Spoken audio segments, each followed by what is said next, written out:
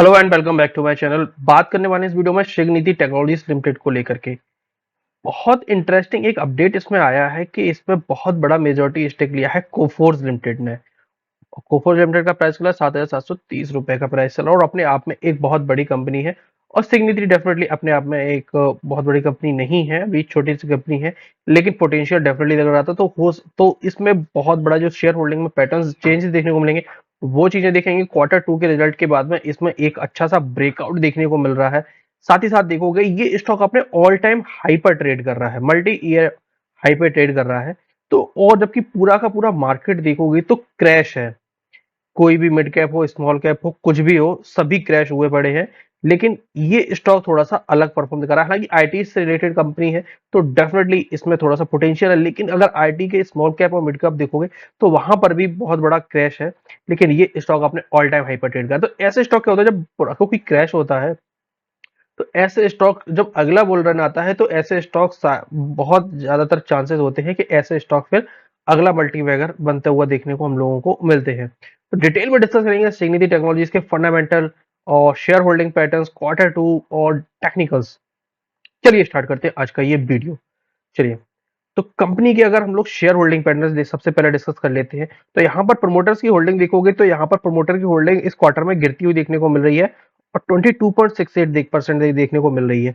बेच कौन रहा है? तो जो इनके मेन प्रमोटर्स है उनका स्टेक डाउन हुआ है। जो दूसरे नंबर के प्रमोटर्स थे उनका स्टेक डाउन हुआ, सभी का स्टेक डाउन हुआ। लेकिन स्टेक आया किसके पास है? तो देखिए, भर भर के खरीदा है कोफोर्ज लिमिटेड ने। और सबसे बड़े शेयर होल्डिंग किसी के पास है इस समय सिग्निटी की, तो वो है कोफोर्ज लिमिटेड के पास में।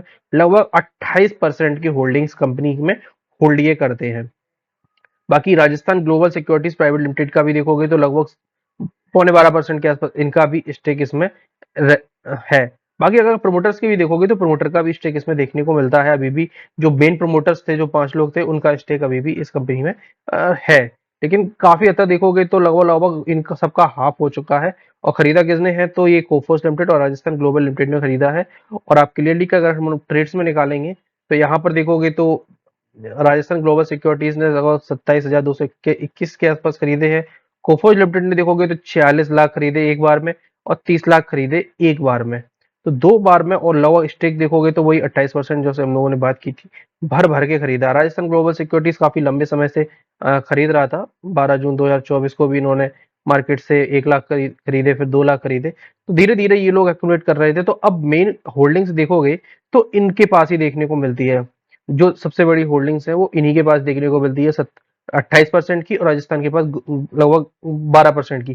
जबकि जो मेन प्रमोटर्स थे उनकी होल्डिंग्स अब लगभग लगभग आधे के आसपास ही रह गई हैं। सबसे बड़ी देखोगे तो ये है चक्कालियम श्रीकांत, और इनके पास है अभी 9.16 की, तीसरे नंबर पर ये देखने को मिलते हैं। बाकी अगर कंपनी के हम लोग क्वार्टरली रिजल्ट देखें तो इस बार के क्वार्टरली रिजल्ट भी काफी अच्छे रहे। सेल्स अगर देखोगे तो 500 करोड़ पर पहुंच चुकी है। वहीं अगर हम लोग नेट प्रॉफिट देखते हैं तो नेट प्रॉफिट भी बढ़ता हुआ देखने को मिला है। सितंबर के क्वार्टर से कंपेयर करेंगे तो 56 करोड़ से बढ़कर के 53 करोड़ होगा। लेकिन रिसेंट क्वार्टर से सबसे इंपॉर्टेंट है कि 11 करोड़ रह गया था पिछले क्वार्टर में। हालांकि इसका बड़ा कारण कोई कंपनी में खराबी नहीं थी, इसका बड़ा कारण था अदर इनकम। जो एक्सेप्शन आइटम रहता है वहां पे ये नेगेटिव में था, इस वजह से ये जो नेट प्रॉफिट है वो डाउन देखने को मिला था। अदरवाइज देखोगे तो कंपनी के प्रॉफिट्स इंटैक्ट है।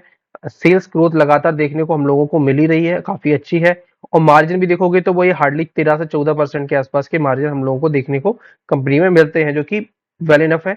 और आगे आने वाले टाइम में डेफिनेटली जैसे कोफोर्स ने इसको टेक ओवर अगर कर लिया तो इसके मार्जिन में और भी सुधार हम लोगों को देखने को मिल सकता है। बैलेंस शीट की बात करें तो 27 करोड़ का इक्विटी कैपिटल है। लगभग लगभग 800 करोड़ के पास कंपनी के रिजर्व पहुंच चुके हैं, वेल इनफ। और डेट देखोगे कंप्लीटली डेट फ्री, सिर्फ 27 करोड़ का डेट रह गया और लगातार देखोगे तो रिड्यूस है। तो मुझे लग रहा है कि आने वाले एक आध क्वार्टर में ये जो मार्च का निकलेगा, हो सकता है ये डेट कंप्लीटली डेट फ्री भी हम लोगों को देखने को मिले। तो बेसिकली कर लिए हैं। अब हम लोग इसके फंडामेंटल और एक बार देख लेते हैं। तो मार्केट कैप देखने को मिलेगा 4,128 करोड़ का। स्टॉक का पी देखोगे तो 26.9 का है।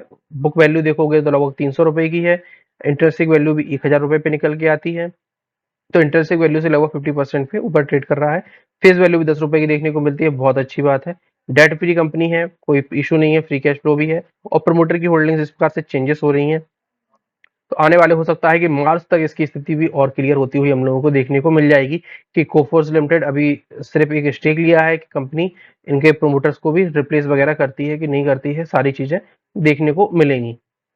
अब आ जाते हैं अगर सिग्निटी टेक्नोलॉजीज लिमिटेड को लेकर के, तो यहाँ पे टेक्निकली देखोगे तो स्टॉक बहुत साउंड दिख रहा है। जहां देखोगे सभी स्टॉक्स क्रैश कर गए थे, यहाँ देखोगे एक लंबा कंसोलिडेशन चला है अप्रैल से, और उसके बाद में रिजल्ट वाले दिन अब जाकर के वीक में ब्रेकआउट देखने को मिला है। ब्रेकआउट काफी साउंड देखने को लग रहा है, कोई बहुत बड़ी रेंज नहीं है। देखोगे तो यहाँ पे एक हम लोग चाहो तो एक और छोटी सी ट्रेंड डाल देते हैं सपोर्ट बेस के लिए, तो बहुत बहुत स्ट्रॉन्ग कंसोलिडेशन है। तो ऐसे स्टॉक के बाद में क्या होता है, स्टॉक अच्छा खासा एक रनअप दिखाते हैं।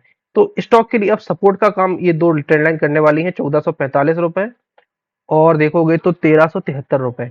ये दो प्राइस स्टॉक के लिए स्ट्रॉन्ग सपोर्ट का काम अब कर सकती हैं, और मार्केट में अगर सस्टेनिटी बनती है तो ये स्टॉक ऑलरेडी बहुत अच्छे करने की पॉसिबिलिटीज इनकी रहने वाली, क्योंकि एक लंबे कंसोलिडेशन के बाद में बाहर निकले हैं अपने कंसोलिडेशन से।